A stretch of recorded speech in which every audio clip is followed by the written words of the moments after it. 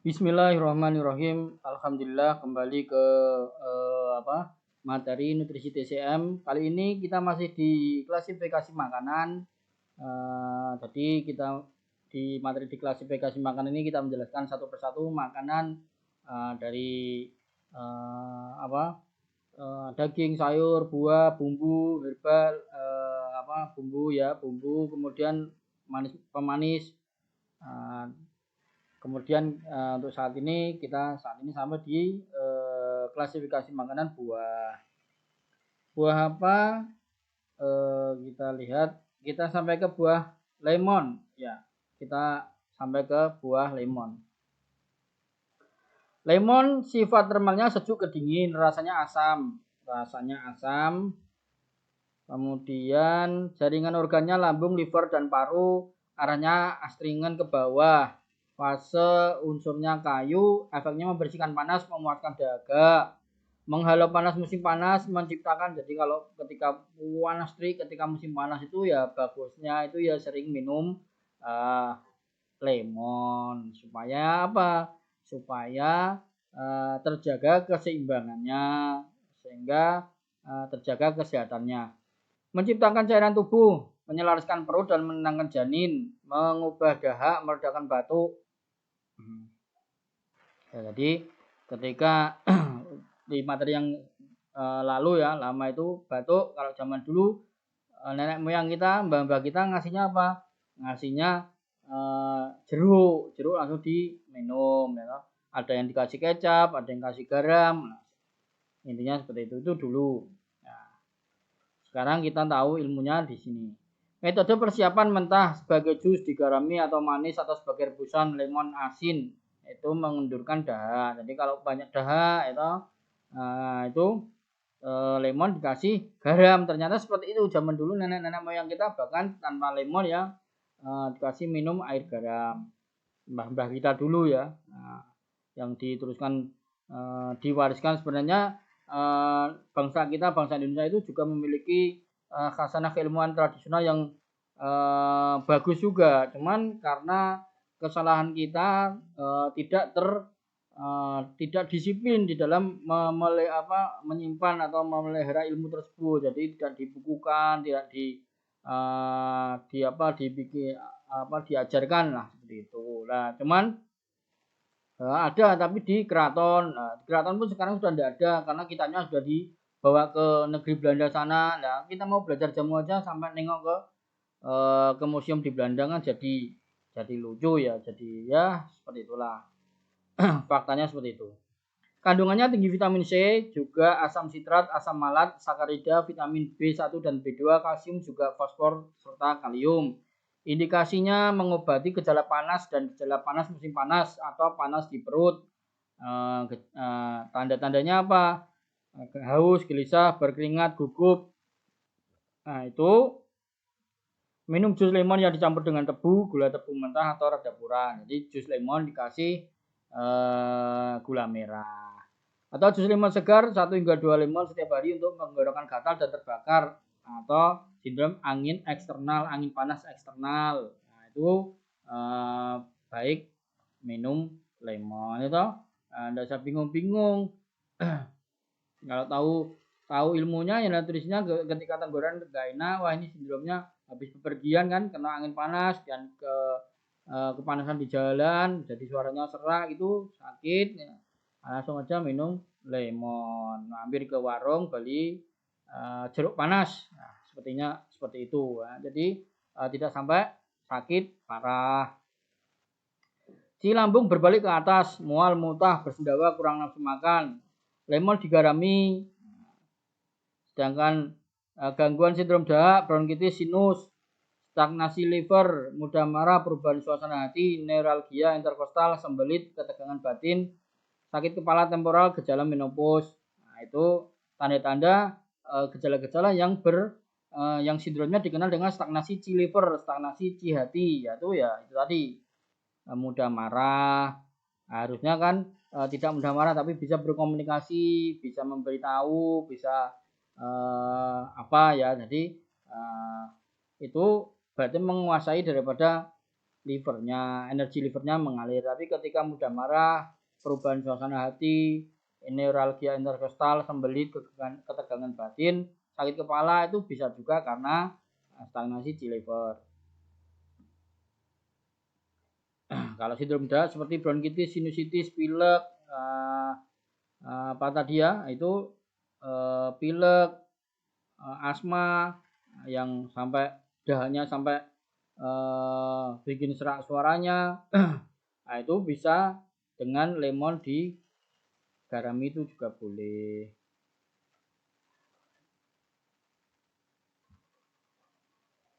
Rebusan kulit lemon bersama dengan kulit jeruk bali menggerakkan dan mengatur ci hati. Harap gunakan hanya kulit dari lemon organik atau jeruk bali yang mencegah kemungkinan paparan bahan kimia pertanian atau logam berat.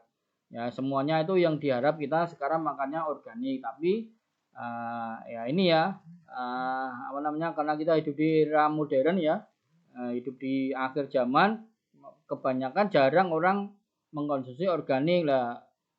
Bahan makan organik itu mahal harganya daripada yang tidak kan. Jadi dulu soalnya masuk dulu industri kimia ya, ketika terjadi itu revolusi industri, masuk kimia semua makanya kalau nggak disemprot kimia nggak tumbuh padinya, nggak tumbuh ininya apa namanya tanaman-tanamannya lah. Dulu nggak belajar organik, nggak belajar probiotik ya, sekarang kan ada yang pupuk organik lah, kemudian dikelola dengan organik juga apa namanya pupuk organik ya, itu kan jadi lebih bagus dan lebih sehat. Nah, sekarang ya karena dulu tidak seperti itu, kita sudah lahir tahun 70-80 itu ketika swasembada beras tuh Pak Harto kan semuanya pakai pakai pupuk ya. Kalau nggak diberi pupuk kimia itu padinya ndak tumbuh, ndak berbuah. Satu contoh, jadi ketika sudah bertanam padi kemudian tidak beli pupuk ya akhirnya tidak bisa panen. Nah itu dulu. Sekarang ya tinggal karakter petaninya mau berubah ke organik apa tidak ya, seperti itu. Nah, tapi setidaknya kalau di Indonesia ya paling tidak ya beli-beli di pasar-pasar lokal itu ya masih organik lah ya, dari tumbuh-tumbuhan yang musiman itu masih organik, kecuali yang didatangkan dari impor itu ya kita tidak tahu itu. Kontraindikasi adalah hiperacidity lambung dan ulkus lambung. Jadi asam lambung atau terlalu asam lambungnya itu kontraindikasi. Jadi malah tidak boleh, malah tambah sakit kan itu. Tambah perih nanti kalau minum lemon. Kan ada orang bilang, saya kok nggak cocok lemon ya, nggak cocok jeruk ya, karena kalau makan jeruk, minum jeruk itu minum lemon itu kok malah perih perutnya. Nah, seperti itu. Lemon 4 hingga 6 kali lebih asam daripada jeruk orange. Nah, itu memang lebih kuat lemon ya, dan juga lebih mahal lemon ya. lebih mahal lemon.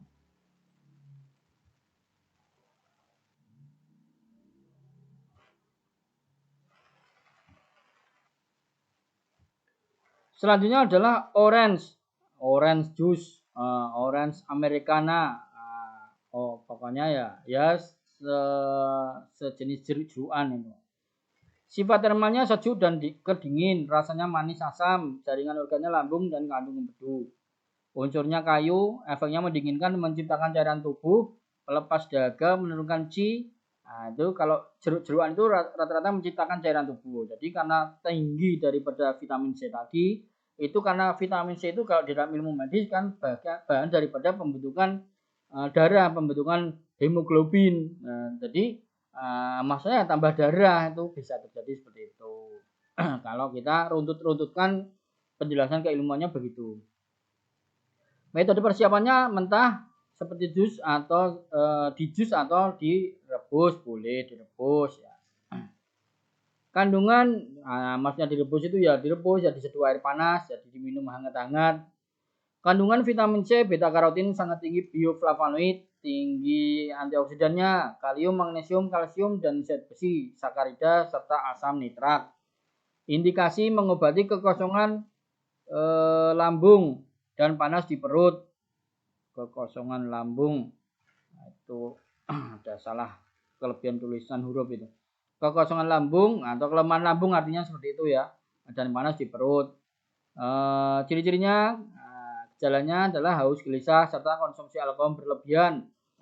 Peminum konsumsi alkohol berlebihan itu kalau dirasa perutnya sakit ya tinggal minum jeruk segar atau jus jeruk dengan madu. Kemudian mengobati lambung memberontak karena panas, mual dan muntah. Nah, jadi mual dan muntah karena panas itu begitu dikasih jus lemon atau jeruk terus perutnya terasa adem ya. Akhirnya tenang, nyaman, ya, tidak sakit lagi, tidak terasa panas lagi. Rebus 1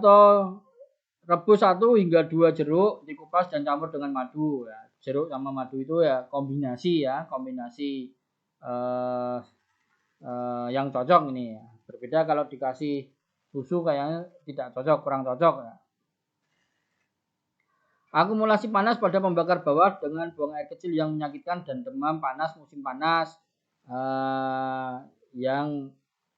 Akumulasi panas pada pembakar bawah, yaitu kandung kemih dan ginjal itu kalau sakit ketika buang air kecilnya sakit, kemudian airnya berwarna kuning, ya itu kan pertanda panas.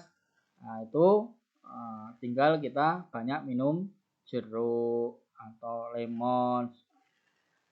Pengerahan tenaga fisik yang menghasilkan keringat, ya, bekerja keras,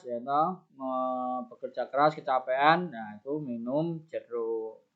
Tambah tenaga, tambah darah. Kontraindikasi adalah sindrom dingin umum, terutama dengan kekosongan C dan yang kekosongan C dan yang limpa lambung itu kurang bagus, kurang pas. Nah, kalau ada sindrom dingin atau kekosongan limpa lambung ya tinggal kita mainkan ilmu formulasinya. Jadi apa? Dikasih jahe, seperti itu, dikasih bawang atau dikasih cabai Jawa, kasih kayu manis. Nah intinya seperti itu aja kalau kita sebagai pengobat itu, tabib ya seperti itu saja. Gangguan dingin pada paru-paru dan akumulasi tidak parah, nah, itu tidak diperbolehkan atau diperkenankan alias kontraindikasi. Selanjutnya adalah buah persik. Jadi kita kayaknya susah mengkonsumsi ini karena nggak pernah ketemu, nggak pernah tahu ini rupanya seperti apa. Jadi buah persik ini ada di Cina mungkin ya. Sifat termalnya hangat ke panas. Nah, bahkan kalau di cerita-cerita dunia persilatan itu kan ada seorang pendekar yang berasal dari Pulau Persi. Siapa itu? Suaminya Kuaceng, Gujing. Nah, itu asalnya dari Pulau Persi. Sifat termalnya hangat ke panas, rasanya manis asam, jaringan organnya lambung, usus besar dan liver. Arahnya ke atas ke bawah tidak menentu. Unsurnya tanah, efeknya menciptakan cairan tubuh, melembabkan usus, menggerakkan darah, melarutkan statis darah, dapat melunakkan kekerasan. Metode persiapan mentah dikukus atau dikeringkan. Kandungannya persik matang kaya akan vitamin A, B, dan C, beta karotin, juga bioflavonoid, kalsium, magnesium, besi, seng. Rasio kalium yang sangat baik menyegarkan ginjal. Nah, itu bagus untuk perawatan ginjal. Indikasinya adalah kekosongan di lambung, haus, tenggorokan kering, sembelit, panas dan kekeringan di usus besar, sembelit terutama sembelit kronis pada orang tua. Makan buah mentah atau dikukus. Statis darah seperti nyeri haid. Ya, nyeri haid itu termasuk salah satu daripada sindrom statis darah atau darah mampet atau darah beku ya, atau darah tidak lancar. Selanjutnya kontraindikasi. Kontraindikasinya adalah sindrom panas, terutama gangguan kulit yang berhubungan dengan panas dalam darah. Nah, kulitnya kemerah-merahan, bercak-bercak, seperti apa namanya, muncul apa ya, kayak udun itu, nah, itu kan sindrom daripada gejala daripada darahnya panas darah. Nah, seperti itu.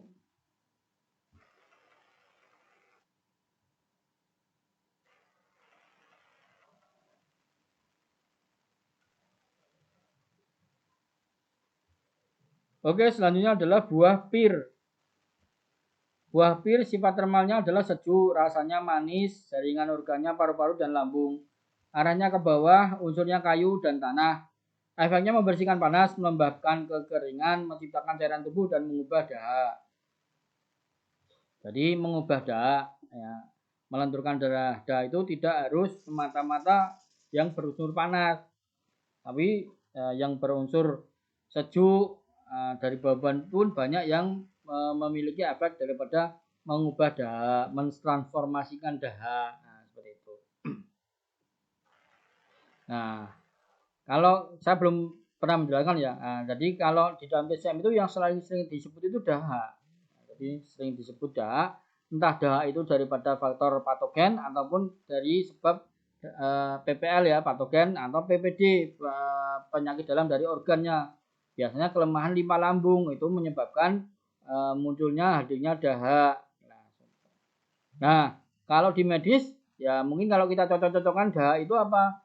Dahak itu ya seperti kolesterol, ya itu kekentalan darah itu ya boleh dibilang ya kemungkinan seperti dahak, tapi dahak itu lebih kompleks, lebih luas untuk penjelasannya. Sedangkan kolesterol ya udah cuman kolesterol itu saja, dan dilihat ya, bisa ditentukan ini kadar kolesterolnya sekian, LDL, LDL kan seperti itu. Tapi kalau dahak itu lebih tidak hanya sekedar kolesterol. Nah, ini kalau kita pakai ilmu cocokologinya seperti itu. Karena kan dengan kolesterol yang berat, banyak, tinggi, akhirnya kan kita berat, males bergerak, mager, terus ya lemes, dan ini seperti itu, bisa sampai lemes, bisa pusing, bisa banyak macam lah, banyak macam. Oke, kandungan buah pir adalah beta karotin, vitamin B1, B2, B3, niacin, B6, asam folat, vitamin C, terutama kayak kalium, juga magnesium, kalsium, zat besi, fosfor, asam buah, tanin, zat seperti hormon. Nah, itu kandungannya buah pir. Indikasinya adalah mengobati sindrom panas dengan kekosongan cairan, gelisah, sulit tidur, mulut kering. Mengobati gejala panas di paru-paru dan usus kecil, kesulitan menelan, sakit tenggorokan, terasa panas, nyeri tenggorokan, radang tenggorokan, lah itu ya, difteri atau apalah. Nah, kalau ada patogennya,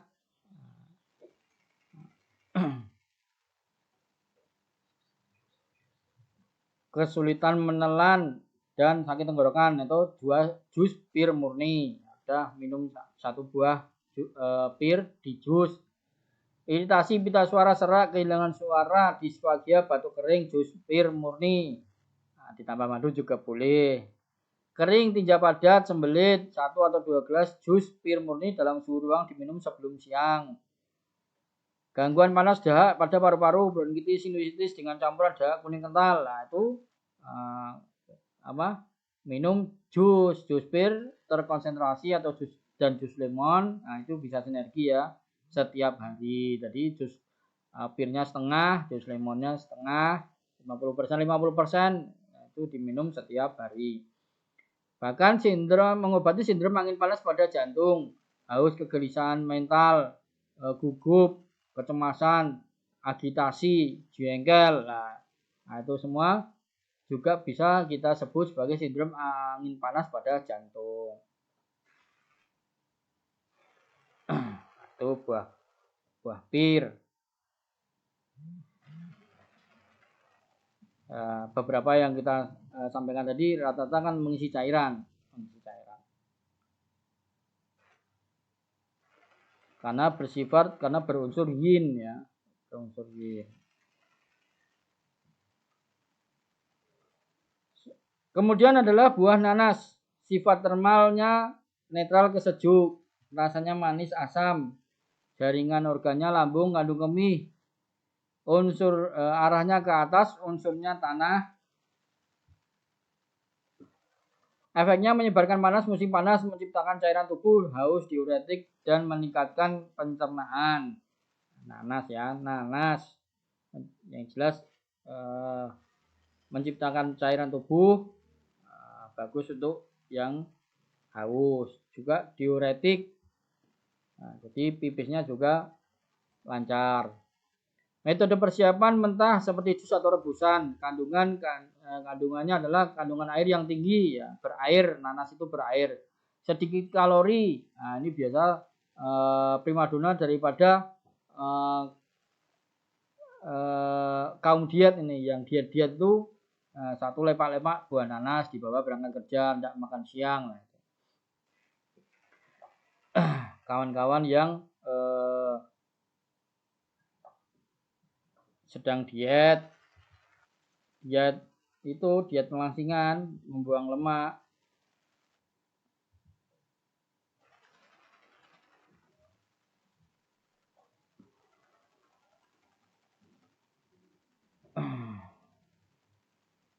Kalsium, fosfor, besi, tembaga, seng, asam buah yang berharga, yang banyak, asam buah yang bagus ya, ini bukan berharga, yang bagus, yang baik, vitamin C, bromelain enzim dan bromelain enzim atau ini enzim yang untuk membantu proses pencernaan ya, pencernaan protein.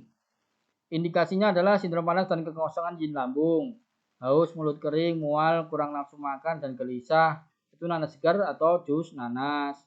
Problem kandung kemih, kelembapan pada tubuh dan panas. Kandung kemihnya panas ya, sehingga dikasih nanas biar dingin, terus kencingnya juga lancar karena efek diuretiknya. Kontraindikasinya borok kulit dan eksim, maksudnya gangguan penyakit kulit. Gangguan penyakit kulit itu perlu dihindari. Selanjutnya, mentah nanas asam dapat merusak gigi. Nah, ini ya, tidak ada penjelasannya. Intinya ada tip seperti tanda seru gitu. Buah nanas yang asam dan mentah itu dapat merusak gigi. Supaya biar tidak asam bagaimana? Ya jangan dimakan mentah-mentah, mungkin seperti itu ya. Atau direndam air dulu atau bagaimana lah ya.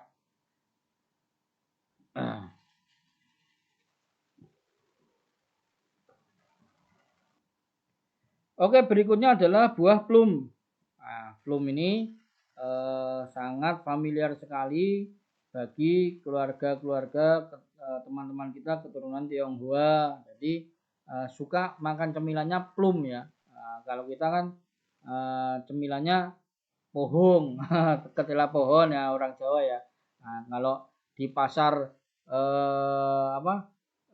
di pasar pecinan di Jakarta ya, Glodok, Pancoran itu, kalau di Semarang Gang Pinggir, Gang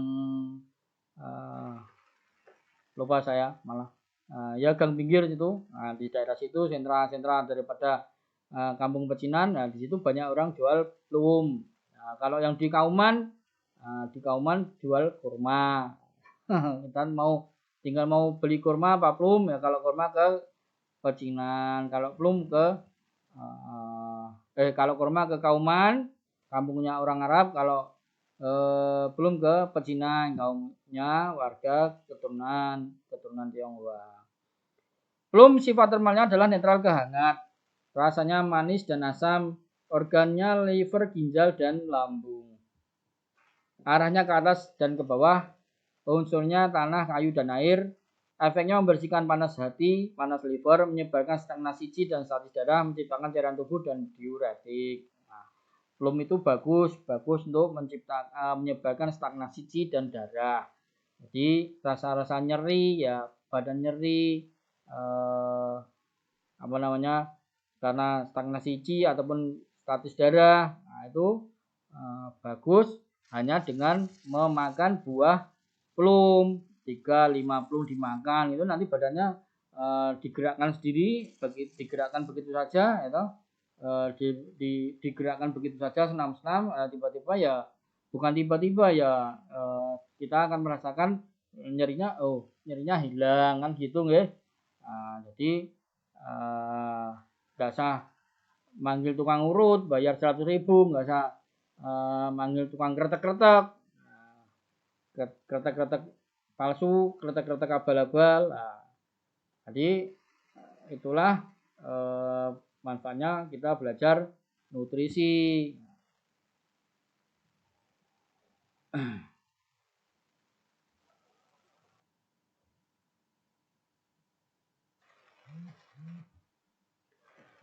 Metode persiapan mentah kering sebagai jus ya, kering itu banyak sering dijual itu ya, yang kering itu dikeringkan itu.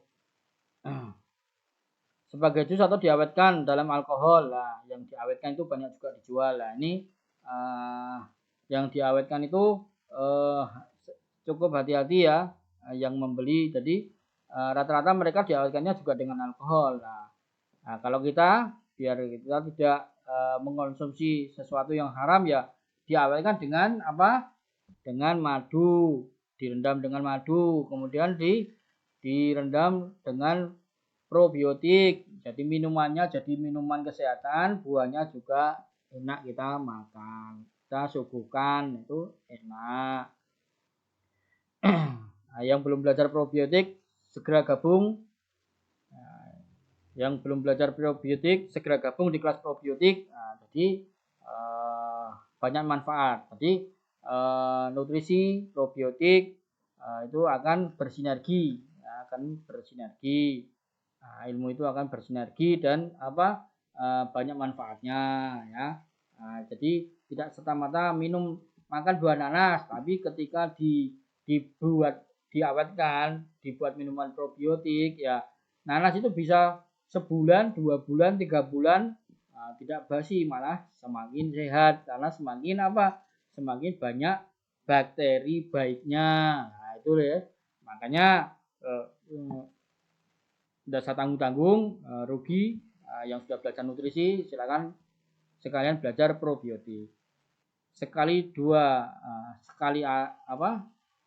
dayung 1-2 pulau terlampaui. Begitu kira-kira. Ya sedikit promo karena ada banyak manfaatnya, saya kira tidak ada salahnya saya sampaikan kepada para peserta pelatihan semuanya. Kandungannya adalah rasio kalsium natrium yang sangat baik, kaya akan zat besi, kandungan kalsium dan fosfor yang ideal, vitamin B1, B2 dan vitamin C, protein minimal dan protein ada sedikit dan lemak. Indikasinya adalah stagnasi liver dan panas di liver, gelisah, lekas marah, sembelit, kecenderungan ledakan kemarahan, suhu tubuh subfebril lebih rendah dari normal.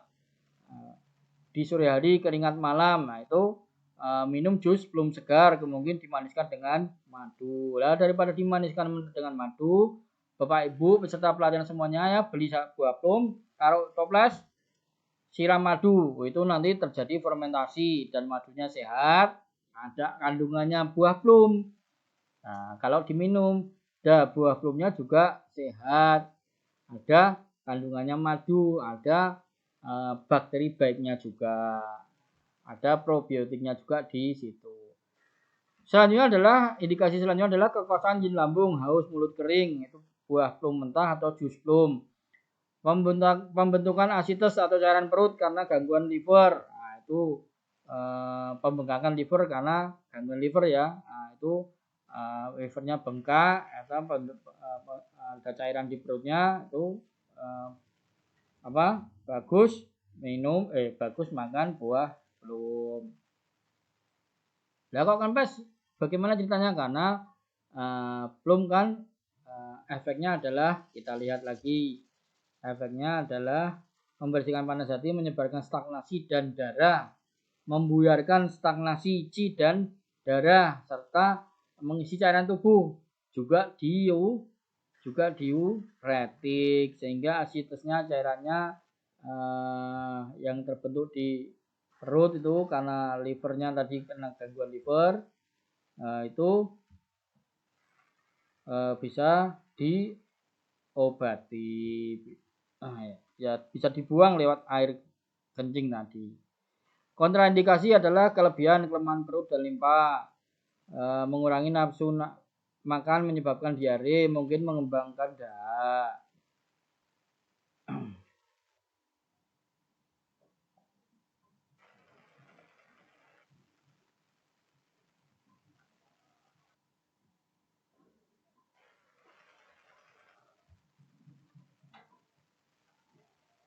Lanjut adalah buah semangka. Sifat termal alaminya adalah sejuk, rasanya manis, jaringan organnya lambung, jantung, kandung kemih, arahnya ke bawah, unsurnya tanah, efeknya membersihkan panas dan meredakan panas musim panas, pelepas dahaga, meredakan agitasi dan diuretik. Jadi begitu makan semangka itu terus dada turun ke perut itu jadi celes gitu, adem. Jadi kalau adem apa? Berarti kita menjadi tenang. Tapi kalau panas itu membuat jadi gelisah, jadi gusar, jadi akhirnya ke marah, jengkel, mengamuk dan segala macamnya. Jadi begitu masuk tenggorokan itu dingin adem sampai ke perut jadi celes adem.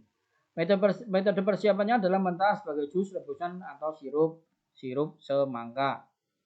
Kandungannya mengandung 95% air, tinggi kalium, kalsium, fosfor, magnesium, besi, seng, nikel, vitamin A dan vitamin C, serta gula dan amaroid. Indikasinya sindrom panas dan panas musim panas, melukai cairan tubuh, haus, gelisah, berkeringat selama musim panas, berkeringat, sakit kepala, bibir kering, makan sekitar 500 gram semangka segar atau sebagai jus 2 cangkir, atau di jus 2 cangkir, mungkin dicampur dengan jus tomat, boleh, atau bareng dengan buah melon atau buah pir. Nah, itu namanya es sari buah atau apa namanya, sop buah itu namanya. Ya, panas atau api jantung yang menyala ke atas, haus, bisul mulut, bibir pecah-pecah, lidah pecah-pecah, bukan pecah-pecah apa, bisul bengkak-bengkak, melenteng-melenteng, melenteng apa bahasa Indonesianya. Kegelisahan mental, tidur terganggu, terutama selama musim panas. Itu ada tidurnya terganggu ketika musim panas itu kan panas, cari kipas angin, apa namanya, butuh AC dan segala macam lah, seperti itu. Urinnya gelap, jantung berdebar-debar lah, seperti itu. Jadi kalau begitu ya tinggal didinginkan saja, minum apa, makan semangka biar dingin, biar turun suhu badan kita dingin, darah kita dingin ya loh. Nah, itu terus bisa tertidur, kan tenang, menjadi tenang. Yang tadinya gelisah terus dengan makan dingin menjadi tenang. Nah, seumpama panas api jantung menyala, ya sindrom panas lah. Kegelisahan mental, gelisah, marah, amarah. Makannya kok sate kambing, apa namanya, bebek goreng, ya akhirnya menteleng melipati, matanya melotot, nggak bisa tidur, akhirnya seperti itu. Lembah panas di pembakar bawah, jarang kencing, urin gelap, buang air kecil yang menyakitkan. Nah itu bagus, baik makan semangka ya, makan semangka.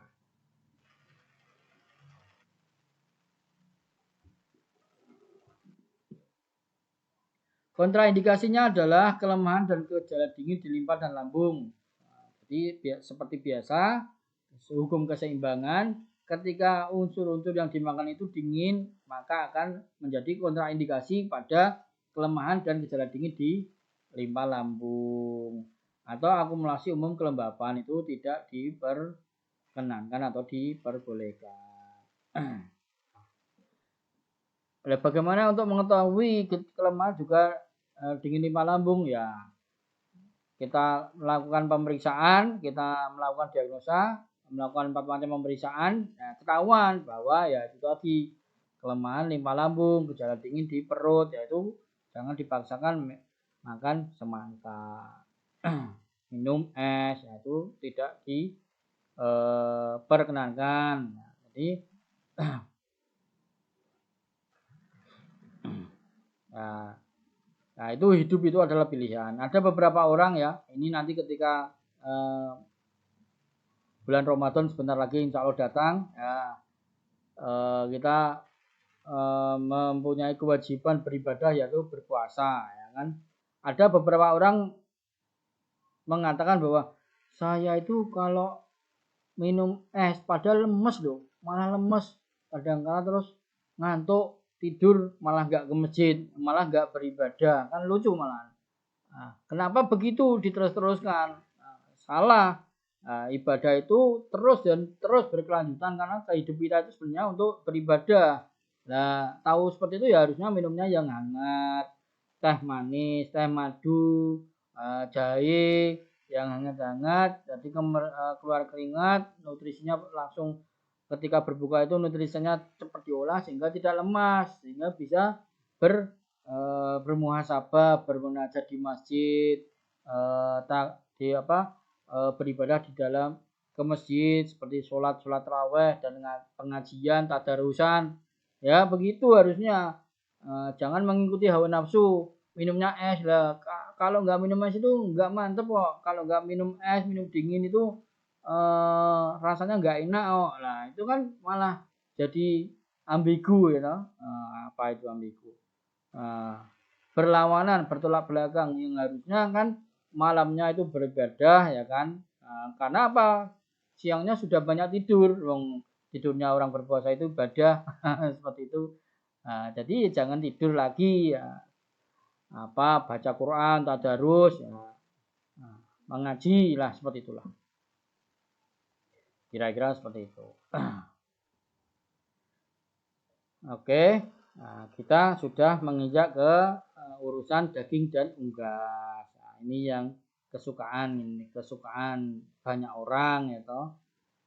Dan dari dulu memang jadi sebuah privilege ya. Jadi orang yang makannya daging dan unggas itu ya orang kaya kan gitu. Kalau bukan orang kaya nggak bisa makan daging dan unggas. Boro-boro makan daging dan unggas. Berasnya makan beras itu sudah bisa makan beras teratur itu sudah alhamdulillah. Telur aja dibagi 2, dibagi 4, ceritanya seperti itu. Tapi sekarang itu enggak ya. Sekarang di zaman modern ini ya orang miskin ya makan daging, orang kekurangan ya makan daging, orang kaya ya makan daging. Kadang-kala maka udah bosan makan daging tidak mau makan tempe, makan tahu. Jadi dunia itu terbalik dan sawang sinawang, sepertinya seperti itu. Oke, kita baca materinya. Daging dan unggas. Sebagian besar jenis daging hangat hingga panas. Ini sebagian besar. Pada umumnya di alam termal, di energi termalnya seperti itu. Dan sangat baik untuk melengkapi qi dan yang. Daging harus dimakan terutama selama musim dingin. Nah, kalau musim dingin, musim hujan itu ya diusahakan ya banyak makan daging. Nah, seperti itu. Kalau di musim panas banyak makan sayur dan buah. Seperti itu saja hukum keseimbangan itu. Daging mengintensifkan energi tubuh dan memberi tubuh tingkat agresivitas. Sangat cocok untuk mengisi kembali defisit energi dengan cepat. Setelah aktivitas fisik yang berat, setelah melahirkan, setelah pemulihan, setelah gojolokan, setelah banyak macam ya. Tugas di luar Jawa.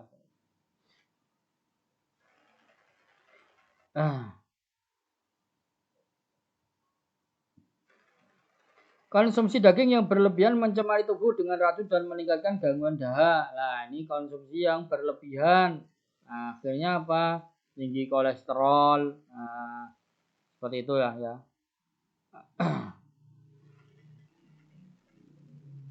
Untuk mengobati kepenuhan, orang yang kuat, suara kuat dan keras, fitur mudah tersinggung, ekstrovert, lidahnya merah, bulu selaputnya tebal, hindari daging, tidak ada daging selama 4 hingga 6 minggu. Tingkatkan biji-bijian buah dan sayuran. Nah, jadi kalau daging itu tidak diperkenankan untuk orang-orang yang sindromnya adalah kelebihan kuat, ekses, itu tidak diperkenankan. Untuk mengobati kekosongan atau kelemahan, orang lemah suaranya, tenang, sering lelah dan capek, pucat, lidahnya bengkak, denyut nadinya lemah. Nah, itu daging sapi, ayam, babi, rusa. Nah, itu banyak dikonsumsi.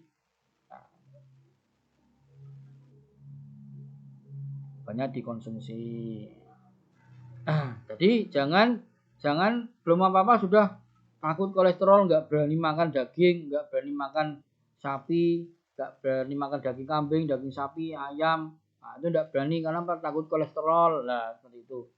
Padahal tubuhnya itu lemes, padahal tubuhnya itu sakit-sakitan, gampang sakit, gampang drop. Nah, tapi masih mempertahankan buah dan sayurannya. Nah, itu kadang kita didoktrin seperti itu ya, tahu padahal salah. Apalagi apa namanya, tidak berani padahal begitu makan daging ya toh, darahnya terisi, energinya terisi, orangnya juga sehat, sudah sering keluar kota atau sudah beraktivitas lebih lah, lebih. Untuk mengobati panas, lidah merah, denyut nadi cepat, wajah merah, mata merah, gugup, tidak ada daging selama 4 hingga 6 minggu. Tingkatkan biji-bijian, buah, dan sayuran. Mengobati dingin, pucat, lidah bengkak, lemah, denyut nadinya lambat, menggigil, keengganan terhadap dingin, memperburuk kondisi dan rasa sakit, semua daging rusa, domba, juga ayam, daging sapi, itu dimakan, dikonsumsi. Jadi, kolesterolku tinggi ya. Lah justru nggak makan daging itu kolesterolnya tinggi. Karena apa? Karena fungsi limpa lambungnya lemah, energinya kurang. Jadi begitu dikasih apa namanya daging, darahnya ditambah, diisi, energinya meningkat, sehingga fungsi limpa lambung apa? Mengubah, mentransformasi. Nah itu tadi. Akhirnya yang tadinya sindromnya dahak, kolesterolnya tinggi, ya bisa normal. Nah itu kan caranya seperti itu, cara berpikir TCM begitu. Jadi tidak kebalik, malahan tahu kolesterolnya tinggi, nggak makan daging, haram daging, menjauhi daging, pantangan. Nah, akhirnya ya lemes terus badannya. Untuk mengobati kelembapan, pembengkakan, edema, gangguan dahak kronis, misalnya sinusitis frontal, bronkitis, hindari daging, tidak ada daging selama 4 sampai 6 minggu, meningkatkan pengeringan dengan biji-bijian.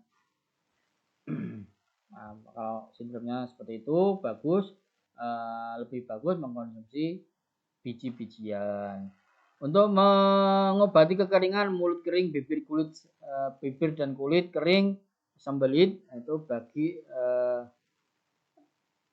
itu daging babi, meningkatkan biji-bijian, buah dan sayuran. Nah, kalau daging babi masih boleh.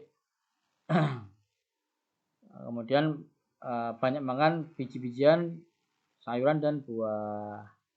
Nah, kira-kira seperti itu. Jadi entah sayur, entah buah, entah bumbu, entah daging, itu konsepnya TCM adalah yang kuat diobati ini, yang lemah diobati ini. Nah, begitu nggih. Jadi berbeda. Kemudian yang panas diobati ini, yang dingin diobati ini. Nah, seperti itu. Itu konsep TCM begitu. Jadi apa? Meskipun daging itu unsur umumnya pada umumnya berunsur panas, tapi ada yang berunsur netral atau bahkan ke arah dingin. Contohnya apa? Contohnya ya nanti kita sama-sama baca di materi yang akan disampaikan. Oke, yang pertama yang sudah sangat familiar dalam kehidupan kita adalah daging sapi. Sifat termalnya hangat dan netral, rasanya manis, jaringan organnya limpa lambung, sebagian juga ginjal. Arahnya ke atas, unsurnya tanah, efeknya suplemen C dan darah, suplemen limpa lambung, memperkuat yang memperkuat otot, tendon dan tulang. Itu otot, terus tendon dan tulang. Metode persiapannya direbus, dikukus, digoreng, dipanggang atau di dalam sup. Kandungan protein, lemak, vitamin B2, B1, B2, kalsium, fosfor, dan zat besi.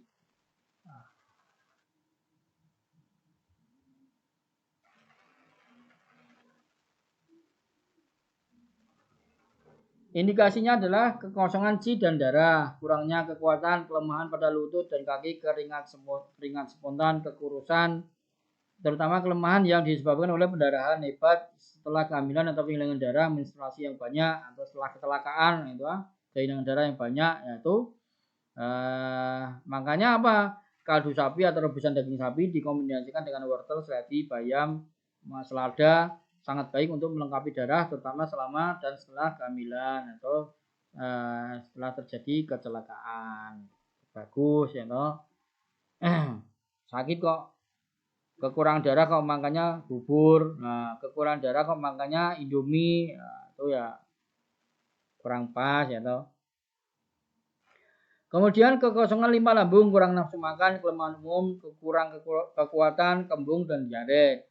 Itu kaldu sapi atau rebusan daging sapi yang dipadukan dengan wortel, daun bawang, dan bawang bombay. Kontraindikasi adalah kelebihan daging dapat menyebabkan gejala lembab panas. Latihan menandiri juga dengan panas dan dalam darah.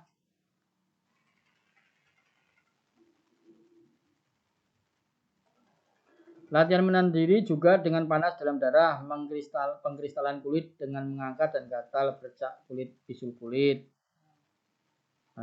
Maksudnya apa? Ya, menahan, maksudnya ya sindrom panas dalam darah itu seperti bercak kulit, pengkristalan kulit, kulit merah, bisul kulit, melenting-melenting, itu tidak diperkenankan untuk mengkonsumsi mengkonsumsi daging sapi. Darah panas tidak diperbolehkan. Lah kalau sedikit ya tidak apa-apa ya. Makan soto, mama dagingnya cuma 3 bunder, 4 bunder ya tidak apa-apa. Nah, kalau diusahakan tidak ya tidak apa-apa. Mana ada makan soto bisa nggak pakai daging diganti sama kecambah aja kan nggak ada ya. Ya, nanti kalau seperti itu ya tinggal dagingnya enggak Pak. Pak, Bu, tolong kecambahnya ditambahi yang banyak atau sayurnya ditambahi wortel yang banyak seperti itu. Udah kan gampang kan. Kasih seledri yang banyak seperti itu. Oke, selanjutnya adalah hati sapi. Hati sapi lebih disukai dari hewan yang dibesarkan secara organik atau diberi makan rumput alam. Nah, itu ya. Jadi ada yang enggak alami, ada. Nah, enggak tahu. Sifat termalnya netral. Nah, ini netral kalau tadi netral ke hangat panas. Sifat termalnya netral, rasanya manis, jaringan organnya limpa, liver, arahnya ke atas, unsurnya tanah, efeknya adalah suplemen organ liver, C dan darah. Itu C ya, C dan darah. Persiapan metodenya digoreng atau direbus. Jadi nutrisi itu digoreng tidak apa-apa. Kalau para penggiat diet tidak mau makanan digoreng, nah, seperti itu. Kita berbicara organ, ini juga ilmu TCM ya, ilmu TCM. Jadi efek daripada liver hati sapi itu adalah suplemen organ liver. Nah, jadi ya seperti itu. Tadi kalau organ itu sesuai dengan organ manusia, mama ada keluhan liver, nah, makan hati. Ada keluhan paru-paru, makan paru-paru, sate paru, oseng paru. Nah, itu ada di dalam kitab Huang Tinejing seperti itu. So, satu contohnya ada pengen kuat makan ginjal gitu, atau mohon maaf ya penis sapi. Itu kan itu kalau pada saat kurban itu kan rebutan minta itu. Apa namanya? Ya ini sedikit pamali tapi tidak sampai kondol sapi, saya mau kondol sapinya. Nah, itu kan diminta ya. Biar kuat ya, biar kuat bisa bertanding dengan ganas. Nah, seperti itu. Atau ginjalnya, nah, itu dioseng-oseng, ditumis. Nah, itu sekarang orang ternyata memang begitu. Jadi kalau Bapak Ibu katakanlah memiliki pasien dengan entah kelemahan, entah intinya pengen sesak napas ya, pengen mengobati paru-paru, banyak makan paru-paru. Itu ilmu nutrisi di TCM tapi tidak disebutkan di sini. Ini hanya tambahan yang saya tahu saja, yang saya tambahi, yang saya tahu. Tapi tidak ada di materi yang disampaikan di sini.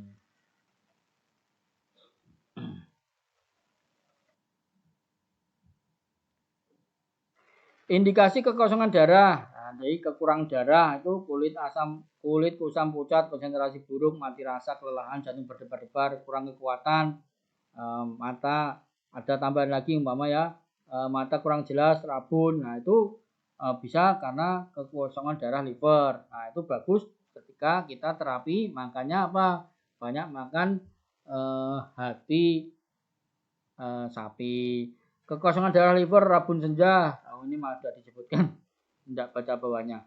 Kekosongan darah liver, rabun senja, hipomenora, kurang menstruasi singkat, menstruasinya sebentar atau kurang, ya ada darahnya, atau amenor, kurang menstruasi, penglihatan kabur, pusing, insomnia. Nah, insomnia karena kurang darah, ya udah. Hati sapi dikombinasi dengan sayuran hijau dan salad hijau, apel, nah, itu silakan dikonsumsi. Nah, insya Allah ya banyak membantu ya, banyak membantu. Ini ada gangguan liver, makanya ada gangguan liver atau hati, makanya hati sapi, hati ayam. Nah, berhubungan dengan darah, makan hati sapi, hati ayam. Nah, sekarang kan ada muncul, bukan sekarang sih udah lama, ada esen sari pati ayam itu, esen sari pati ayam itu kan dari hati ayam ini. Sari hati ayam, esen hati ayam itu yang diproduksi dari Malaysia itu kan tonik darah juga yang lumayan lah cukup kuat.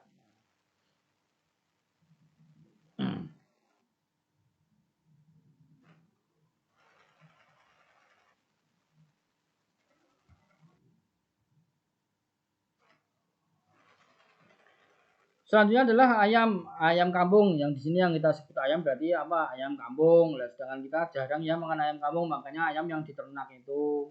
Tapi kalau untuk nutrisi carinya yang ayam kampung ya. Carinya yang ayam kampung. Sifat termalnya hangat, rasanya manis, organnya limpa lambung, arahnya ke atas, unsurnya tanah, efeknya mendukung dan menghangatkan pembakar pusat, suplemen C dan darah, memperkaya yang mendukung yin. Suplemen sumsum tulang memperkaya yin dan yang ginjal. Nah, ini kalau ayam kampung, telur ayam makannya ayam kampung bakar, minumnya susu STMJ, susunya telur kampung, telur ayam kampung, wah itu kuning memperkaya yin dan yang ginjal itu. Nah, apa ramuannya pengantin baru. Nah, seperti itu.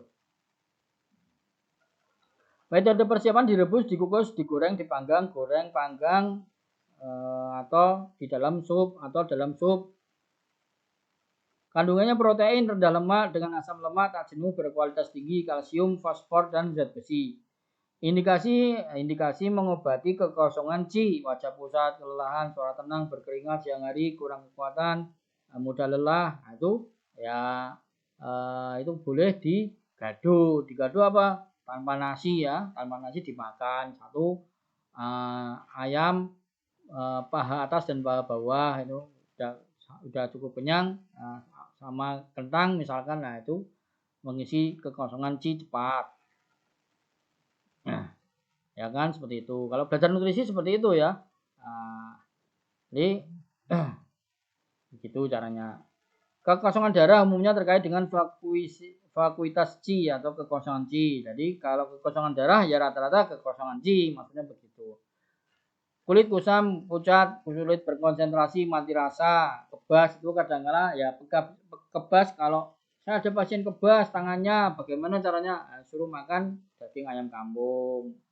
Seperti itu. Karena apa? Ya bisa aja kekurangan C-nya tidak lancar atau darahnya tidak lancar. Juga kelemahan otot, jantung berdebar-debar, amenor kurang menstruasi atau hipomenor kurang menstruasi. Menstruasinya sedikit atau juga sebentar. Kelemahan umum ketidakstabilan emosional dan depresi. Nah, itu biasanya ya itu tadi karena kekurangan darah sehingga emosinya tidak stabil atau depresi. Selanjutnya adalah kekosongan C dan darah setelah melahirkan, kurangnya kekuatan, depresi pasca kelahiran, kurangnya kekuatan, lemes ya, depresi pasca kelahiran, jantung berdebar-debar, pusing, kurang aliran ASI setelah melahirkan. Nah itu apa? Seperti yang video yang kita kirimkan adalah makan tim obat hati ayam atau tim obat ayam atau Pak Ciakpo. Nah itu seperti itu, Ciakpo itu bagus untuk tambah energi dan tambah darah. Resep untuk melengkapi C dan darah selama kehamilan untuk mencegah kekosongan darah. Nah, ini selama kehamilan itu bagus juga mengonsumsi ya, mementingkan nutrisi demi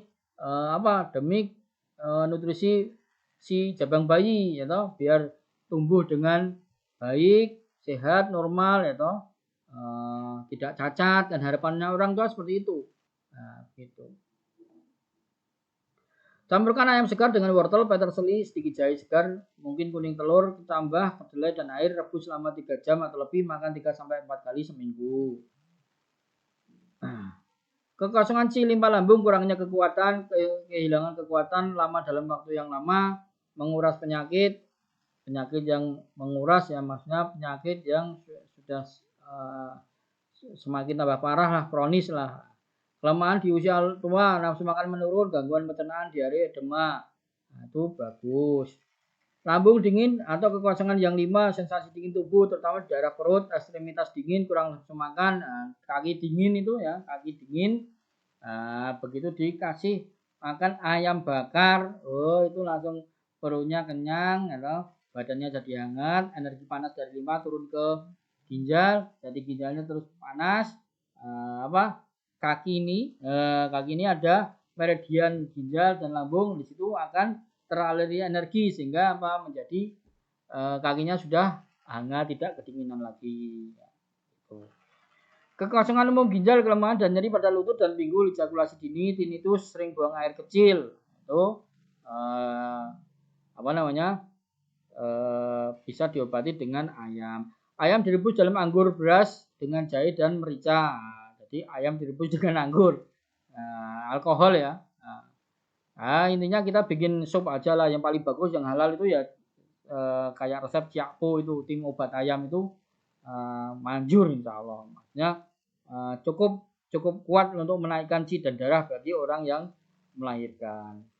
Nah, kalau orang yang melahirkan bisa tiap hari dikonsumsi lah. Kalau orang yang hamil itu bisa seminggu 2 kali, 3 kali untuk menjaga nutrisi dari si jabang bayi. Nah, sehingga cingnya itu berkembang, pertumbuhannya berkembang, anak itu lahir dengan selamat, lahir dengan normal, kan gitu. Nah, anak itu kalau tidak ada energi susah lahir juga loh. Jadi yang melahirkan itu bukan hanya orang tuanya yang berjuang mati-matian si ibu, tapi anak itu kalau tidak berenergi, bayinya lemah ya susah keluar, karena anak itu begitu bayi itu begitu sudah tumbuh itu kan nanti ada seperti nendang-nendang di perut, bahkan ada seperti ada tangannya ke kulit itu mecungul keluar gitu kan. Nah, itu bisa terjadi seperti itu karena anaknya memang sehat, anaknya berenergi. Nah, begitu. Kontraindikasi menahan diri dengan gejala panas umum. Jadi untuk gejala panas umum itu supaya menahan diri, maksudnya ya terutama panas dalam darah. Maksudnya jangan banyak makan ayam terus, jadinya nih berimbas ke kesehatan kan, seperti itu. Kalau harus menahan diri, harus makannya apa? Makanya ya sayur, sop matahari, seperti itu ya. Sayur bayam, nah itu sayur sop, banyak wortel, banyak buah bunga kol, kembang kol, dan lain sebagainya.